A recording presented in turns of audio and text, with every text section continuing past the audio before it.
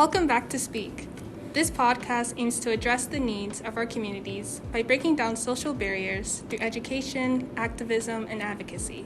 I'm Monique, and I'm joined by my co-host Mara, and we hope that this discussion inspires you to continue these conversations both in this space and beyond. Change is an act, a resource, and a guide to not only bettering our own lives, but those in our communities as well. Today's topic is the medium is the message, which is a phrase coined by the Canadian communication theorist Marshall McLuhan, and the name of the first chapter in his piece, Understanding Media, the Extensions of Man, published in 1964. McLuhan's theory suggests that the form or medium, this can be print, visual, or musical media, for example, of a given piece of information or message determines the ways in which the idea will be perceived by others. Advertisements are a significant social communication medium, and as such, they socialize us into developing particular thoughts, beliefs, or ideals. In reinforcing certain ideologies or cultural perspectives, we see that advertising has far-reaching sociological, aesthetic, and philosophical consequences, to the point of actually altering the ways we experience the world around us. In this episode, we will be exploring how these types of advertising impact our everyday lives, with a focus on how it specifically affects marginalized groups. Joining us today, we have Dr. Moir, who is a communication and culture professor here at UTM, and we're going to pass it over to her to introduce herself. Hi, thank you so much for the nice introduction and welcoming here to talk today. My name is Aidan Moir, and I am a sessional lecturer here in communication, culture, information, and technology at UTM. And I did my undergrad in communication studies at York University, and I continued on. I love the content so much, I continued on for my MA and PhD in communication and culture there. And my research just very broadly looks at how branding is a means for public individuals like Barack Obama, Pope Francis, Ruth Bader Ginsburg, all these prominent individuals who we don't often associate with advertising and marketing, how branding becomes a means for them to create a public identity that is in line with brands like Nike and Lululemon, and we consume them in the same way. So I'm really excited to talk about advertising today because it's right in line with what I study. Right, so I saw your course, like CCT 316, and as soon as I saw communication and advertising, I'm like, add to cart. I'm like, me too. That's what I love to hear. Awesome. What is the course like? What do you guys think? Honestly, I love it. I love it so much. Like, I'm not just saying it because she's here, but that was the one course that I really, I wanted to learn about it, and it met and exceeded my expectations of what I was going to learn. So it's really fun because I think students come in thinking they're going to learn how to make an advertisement, but it's so much more than that. And I think students are always surprised by how many different areas that we don't think of advertising that advertising touches upon. So it's always a really fun course because you get to explore so many different themes and topics. For sure, yeah, I love it.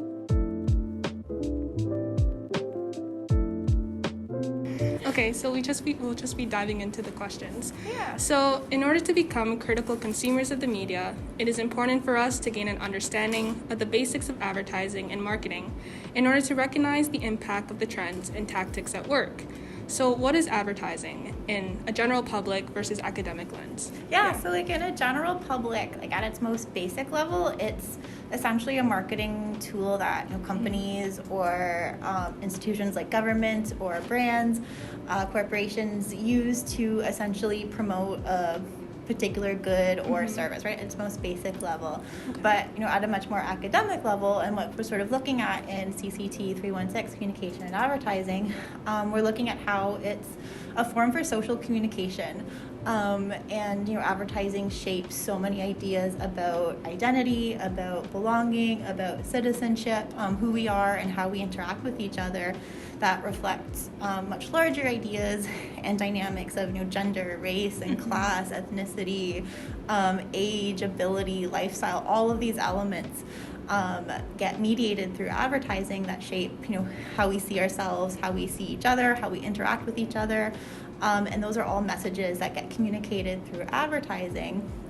But it's also important to kind of recognize the way that all of these aspects are not just immune to advertising, that advertising touches upon a lot of themes and narratives and ideas that circulate, across media in different social institutions. So advertising just doesn't, exist in its little sphere right here, but it borrows from so much of what's happening in the culture at a particular time. So it's a really dynamic form of communication that gets lost when we just think of it, solely in that marketing sense. Okay. How do you think companies use advertising to their advantage? So in terms of how companies use advertising to their advantage, they essentially, there's all of these techniques of promotion that have become so commonplace. And I think the most common one we see now is social media influencers. And the way that companies reach out to content creators, bloggers, TikTokers, YouTubers, and essentially ask those individuals to create content for them in exchange for free stuff. So there is some exchange happening, but oftentimes those content creators aren't paid the same way that a typical advertising agency would be paid. So there's a level of exploitation that can occur. And I think companies have really taken advantage of that element for their own profit, because it becomes a very cheap and easy and effective way of marketing their product or service or good. And we see this with companies, but we also see it with the government too, reaching out during the height of COVID, right? There was many social media influencers and TikTokers who were asked by the government of Ontario to create content about sort of encouraging people to get their vaccine. So it's not just companies who use those same tactics, it's also public institutions that we don't think of also using those type of tactics to promote the message they're trying to get out to the public. So now that our world is definitely more integrated in technology, what do you think is the most effective way for advertising? Do you think social media is going to take over and that's the best way to get across a message, or do you think there'll be some, I think we're slowly moving to that area, to that realm.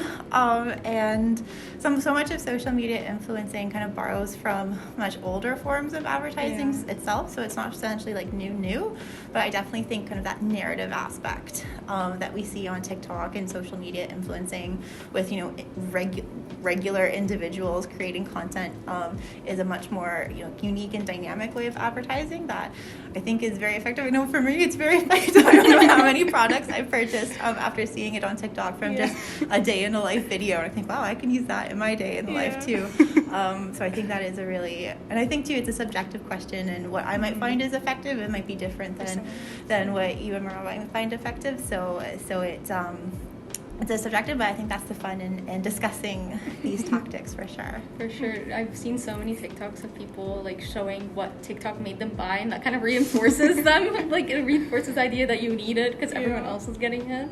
So I definitely think that social media is the way to go in terms of advertising. Yeah, and I guess we can move on with what is consumer culture? Yeah, I like that question. What is consumer culture? So consumer culture, just very broadly, is the way that consumption is the main way in which we engage with our culture is through consuming products or services. But you can't really talk about consumption and advertising without each other. They're both dependent on each other. And if you go back, Raymond Williams explores in his keyword, that consumption always had this negative association to it, that it was used to refer to tuberculosis. It had a negative way of destruction and wasting, environmental destruction that was originally attached with the word. But with the rise of capitalism, that gets broken down into a much more positive means. And when you have this overproduction of goods and services that get produced with industrial society and that shift and development of capitalism, you need to make people purchase those products, or else they're just going to sit there and you're wasting money and all that capital goes down the drain. So that's where this term, consumption starts to become much more positive. And then you have advertising comes in, because if you have all these goods, you have to teach people how to consume. You have to teach people why they would want a new computer, a new phone every 2 years. You need to teach people, why you want to consume this, how you want to consume this, what this will change in your life, what opportunities that particular product will open up to you.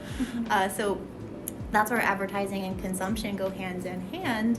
So consumer culture is a way of looking at how our social relationships, how our sense of belonging, our identities are all mediated through consumption as an activity. So consumption becomes the main way in which we participate in society. It's how we belong in society. So consumer culture is a really great framework for thinking about how our social lives are, how consumption is a relationship that structures our social lives. Yeah, when you first taught us about like the correlation between tuberculosis and this, I was like, what? Like, Yeah, I was so shocked. I remember when I first learned that, like back in my undergrad, I was like, what? And then it always makes me really happy when you watch like an old movie or a television show like based in like whatever historical period, and they mention consumption when they're talking about tuberculosis. I'm like, yeah, that's what I learned in school. That's true. I think in Moulin You understand Rouge, it more. Yeah. I remember when I rewatched Moulin Rouge, and right, because Nicole Kidman's character has tuberculosis or consumption, and I think they refer to it as consumption in the film. I'm like, yeah, that's exactly consumption right there. Yeah, someone without that knowledge would go like, what do they mean by that? Yeah. They wouldn't know. That's so interesting. So, what are some commonly used tactics in advertisement? Yeah, so most of the ads that we like often engage with every day are really blah and boring, for lack of a better word. Like you think of like the videos that pop up on YouTube when you're watching a video, which is so incredibly annoying, or when you're watching a 30-minute YouTube video and every 5 minutes there's like the pop-up ad and it won't let you skip, so you have to watch the whole 15 seconds, or those side banner ads that come up based upon the data collected through the algorithms that are collecting all of our information. So most of the ads that we see are just really, blah and mundane and boring, but the most effective ones are always the ones that tap into lifestyle and envision a particular way of life that we can achieve by purchasing the product. And Nike and like Lululemon and Peloton and a lot of sporting companies are really effective in that type of lifestyle advertising, and it's the idea that if we purchase this product, this is the world that will open up to us. So it creates a magic sense of all the possibilities that can come through purchasing a product from that brand.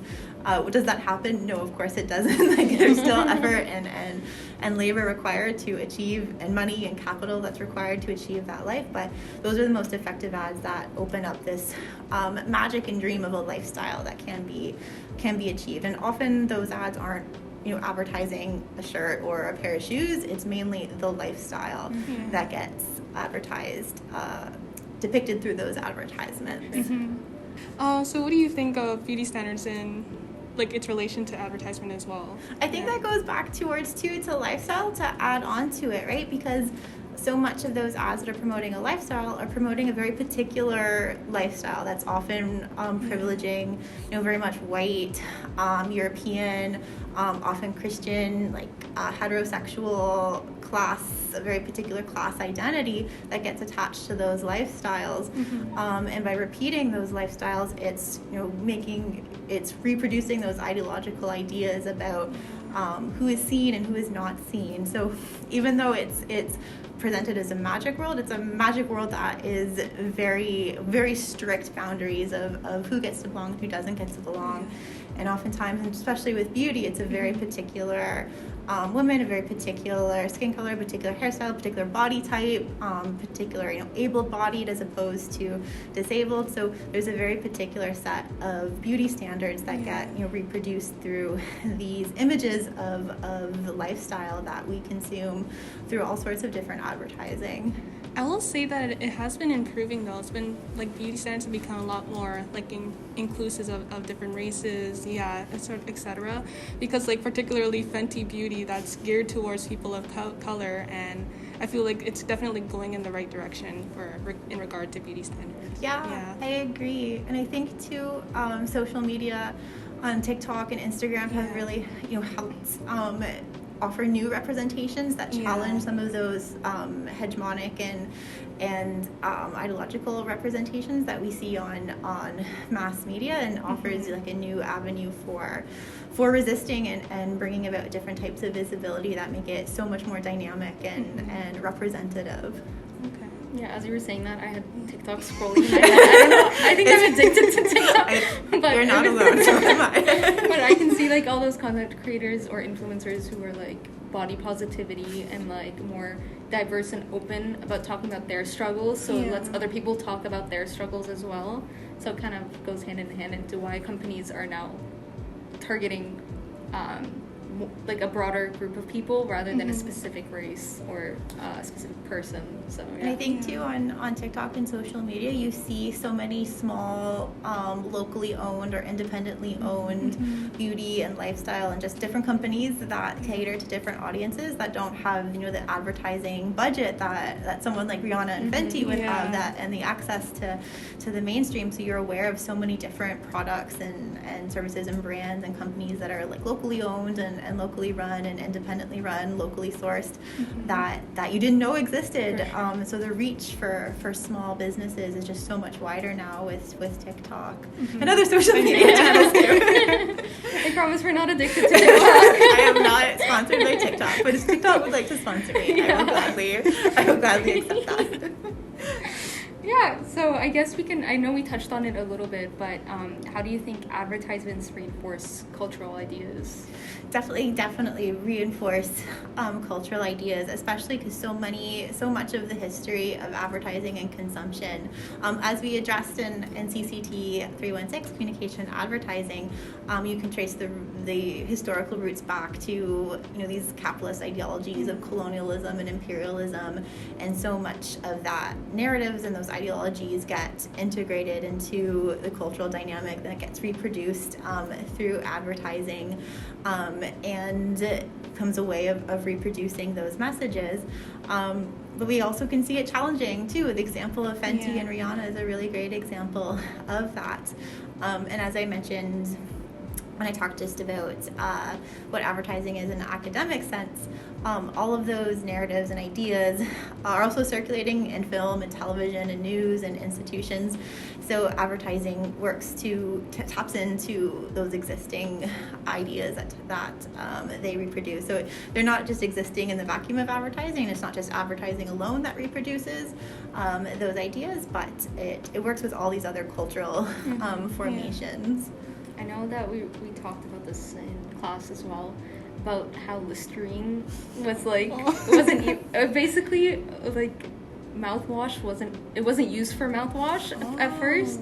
People started to work closer together, so they created the problem about bad breath, even though no one had the issue with it before. Yeah, so that's how they started selling things. It was so funny. I was like, what? At first, they tried to market it for, and that's an example of like, okay, we have this product, we need people to buy it, so we have to come up with reasons to make people buy it. So at first they tried it because it is antiseptic, so they just thought of it like for any kind of cut or wound, you just pour Listerine on and it will make it better, and that didn't work. And then they tried it for dandruff as a way to get rid of dandruff, so you just pour Listerine on your head, I guess. I don't even want to try it. Yeah. That does not sound fun. No. And that didn't work. And then they tried it as a means to protect your immune system, and that didn't really catch on. And then finally they came up with the problem of bad breath. And to go back to kind of the social transformations that happen in society, right? This is during urbanization, so we have people moving from the country and farms to the city in search of work, and everyone's living in close quarters for the first time. So then you invent this problem of bad breath, and you become much more aware of your mannerisms and what you're doing and how you're presenting yourself, and like, oh, I must have bad breath, I must make sure I'm not having bad breath. So Listerine. So it's a really great example and how it taps into ideas about healthiness and lifestyle, that are reflective of larger cultural ideas. So we mentioned previously, but the whole idea of advertisements sometimes being geared towards people of a certain race or body type. So what do you think of having the white narrative? What do you think of that idea? Yeah, and you see that a lot in nonprofit advertising, absolutely. And again, it's the part of a larger like that white savior trope we see in film and television and news, and so it's existing in other areas as well, which is how advertising works alongside all of these different institutions.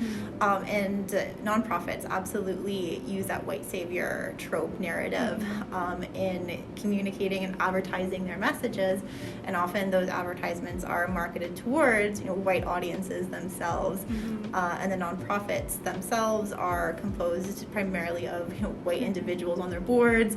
They're fundraising to primarily other primarily white institutions for fundraising. And the example that comes to my head is with Brad Pitt, when he was working with New Orleans and rebuilding the homes after Hurricane Katrina.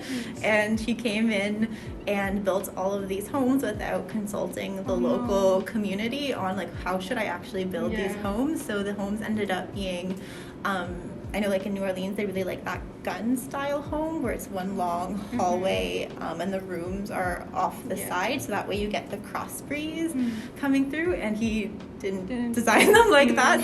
So and it's an example of, I think that's a really great example of that white savior narrative that we see in a lot of nonprofit and social welfare and celebrity activism as well, where a white individual comes into a community that they don't belong to and don't listen to the community and what can be done, and don't hire members of the community to help out on the project, and you can see what happens where a bunch of homes were built and these resources were used to build homes that weren't effective for the conditions of what the local community really needed.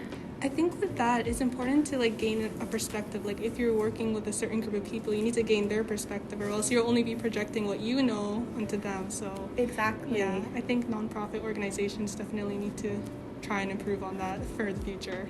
And it comes with hiring decisions and making sure that the communities that you're serving, you're working with the communities that you're working with, as opposed to working at or helping out, it's a collaborative means as opposed to a top-down means.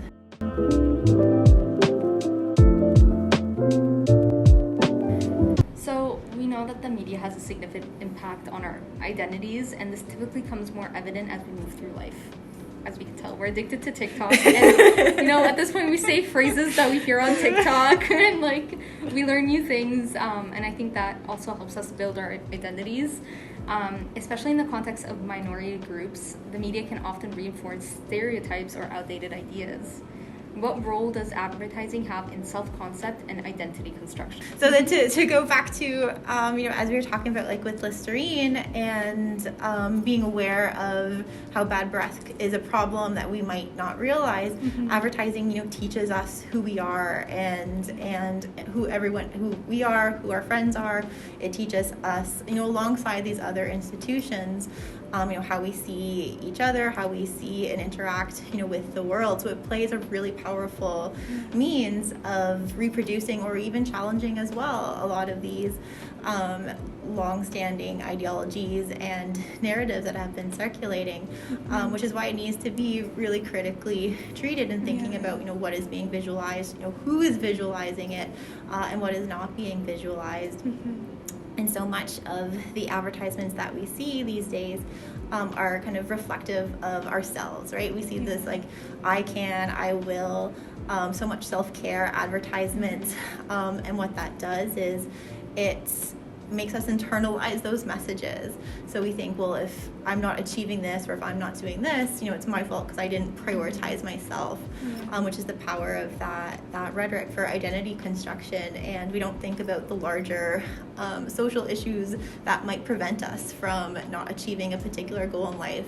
We might not think about, well, if I'm not prioritizing myself through self-care, it's, my fault, and it's not because I'm working, 3 jobs to make ends meet, and I don't have public resources, I don't have dental insurance, I don't have the social means the benefits to prioritize myself. And that's the power of those advertising messages that are reflective of much larger ideologies that have been circulating for quite some time. Yeah. For sure, yeah, that's interesting. Like, sometimes I'm like reflecting on what's said because I'm like, you know what, I know this, but I forgot it. But like, you kind of see it in your daily life as well. Yeah, and they've been embedded for so long in all of these messages, throughout film and television and novels and video games, that we often don't. We need to take that step back and think what actually is being depicted and why is it being depicted that way, and being able to place those messages within the larger, context that they come out of is really important. I mention because you were saying how advertisements, they usually try and tap in to like have a connection to the viewer. So that just reminded me of like in high school when they're talking about like Mothers Against Drunk Driving or bullying, that they always include some sort of scenario that would like touch the viewer. So I wanted to know your take on that. Yeah, absolutely. Especially those mad advertisements that are tapping into that emotion, and like asking the viewer to imagine being in that situation, like having to lose someone, the pain of losing someone due to drunk driving, which are really emotional, and that emotion gets used in a lot of social welfare advertising. I know one of the class that I had to cancel because I was sick that week, we were going to look at Salvation Army advertisements and different charitable advertisements that are focused on anti-poverty work, and the way that they tap into these emotions, these ideas about how would it feel to be in that person's situation. That's really this emotional relationship that they're trying to achieve between the advertisement and the viewer. We often think of advertising as being kind of unemotional and distant, that it's something created by an agency and we just sort of passively scroll through and watch these things, but those ads really ask you to stop and think, and it goes to the way that we ourselves make meaning from the advertisement. So I'm glad you brought that up because I forgot to mention it, that we're also like active participants in this relationship in advertising, and we stop and make meaning and think through the messages that are being created. So we have agency as well in this relationship. So it's not just a top-down message, it's one that is also reciprocal, and we have the power to interpret the advertisement and the message of that advertisement as we see fit too. But the mad advertisements for sure really tap into that emotional narrative that are really effective. I agree. As consumers, it's important for us to recognize the impact of the media in our everyday lives and use it for good. So how can we critically engage with ads in our everyday lives? I love that question because it's so important, and there's so many resources available now on media literacy that weren't as readily available even 5, 10, 15 years ago. And I remember I think in 2015 I taught my first year introduction to communication studies class, and so many of my students were coming in with learning these toolkits to critically engage for the first time. And just this semester I also was teaching a first year class on cultural studies, and so many more of my students were coming in already with that cool toolkit to engage, that I'm always really impressed by. And I think it's because so many more resources are available on the internet. There's so many more. And with TikTok and social media, there's so many different avenues to pursue different information and learn about how to engage with advertisements and film and television, all of these narratives that we see circulating that weren't as readily available. It does take work on the viewer and the consumer's part to find that information and think through that information, but it's much more available than previously was. But also, I think one of the most important questions always, and one of the best is asking what is not being depicted. We often think about what is being depicted, but asking what is not being depicted is a really great question to start to engage critically with these messages, because there's a reason why something is not being depicted, and it's usually attached to power and visibility reasons, but it's a really important question to ask, why is that not being depicted? Who is doing the depiction? Who is controlling the message? Who is involved in the message creation? And those questions of why is something not being depicted in this representation is a really great starting place to think critically about these representations that just lead to so many other questions coming up about whose idea is being presented, or who is being visible, who is not being visible. It's a really great place to start by asking what is not being presented in this, or who is not being visible in this advertisement. start talking about how advertisement can be used as a form of activism and advocacy, because we are champions of change, but also in a daily life we want to be able to challenge certain things that just aren't right with advertisements. So how can we use advertising to challenge the other advertising? I love that question. And so often we think of advertising in a negative view, and I know I've been like, oh, advertising does this and this, so I'm guilty of it too. But we often, even just generally, we sometimes think of advertising as manipulative or exploitative, and that does exist for sure. But advertising is also a really, really powerful way of bringing about social change by beginning to circulate, different narratives and perspectives that challenge those mainstream ideologies and ways of thinking. Some of the best examples that come to the top of my head are, with AIDS and breast cancer, for instance. Like, those were two issues that were not public previously. Like, you could not talk about it. It was, if you had breast cancer, it was something to keep hidden. It was a private moment. It wasn't something to be talked about in public. And same with AIDS and other health and wellness issues. And through advertising from both, public interest groups, community groups, grassroots organizing, and also charities and major brands like Mac, for instance, and companies, slowly different narratives started to circulate that broke down those barriers and created a space for those issues and other issues as well to be talked about in public.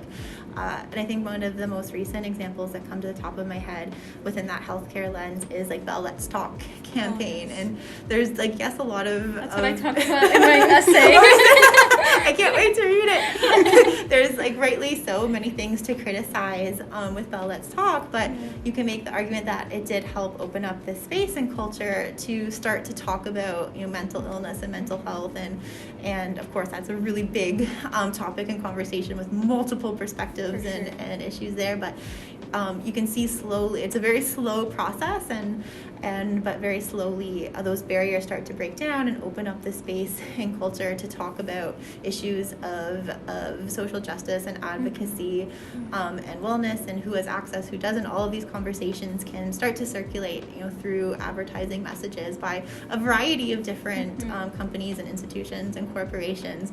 So it can be a really powerful way of breaking down those barriers and leading to social change, but also us as individuals, we have our own consumer power. And so many of the social movements in North America were brought about by individual consumers exerting their freedom of purchasing or deciding not to purchase. Particularly in the 1960s with civil rights and the feminist movement, a lot of those movements came about not completely, but purchasing power and consumption was a really powerful means of exerting that choice, and ethical consumption movements as well, and choosing what companies, what brands to support is a really individual way in which we can exert our power and make that choice for ourselves of who and what we will support and why. Yeah, for sure. I think we were touching on conversation. So speaking of that, this was a great conversation. I really enjoyed it. It really emphasizes the fact that having just a simple conversation with people around you can really shift your mindset and opens you up to new ideas. And that's why we're so happy that we had this opportunity to produce Speak as an outlet for this. Once again, we'd like to extend a huge thank you, Dr. Moir, for generously giving us your time and offering your expertise to us. We've learned a lot today, and we'll take this as going forward. Do you have any closing remarks that you'd like to add? Yeah, just thank you so much for the opportunity to speak with you today. I really enjoyed it.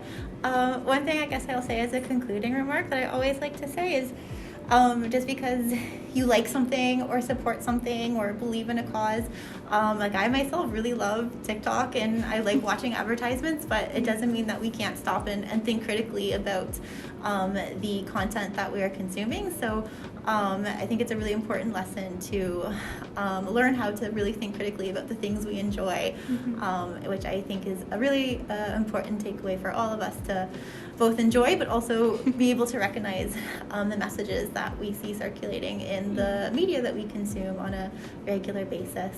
For sure. It definitely opens up new doors of ways of thinking. Yeah. So that's a really great advice. Thank you. Absolutely. Thank you for listening to Speak.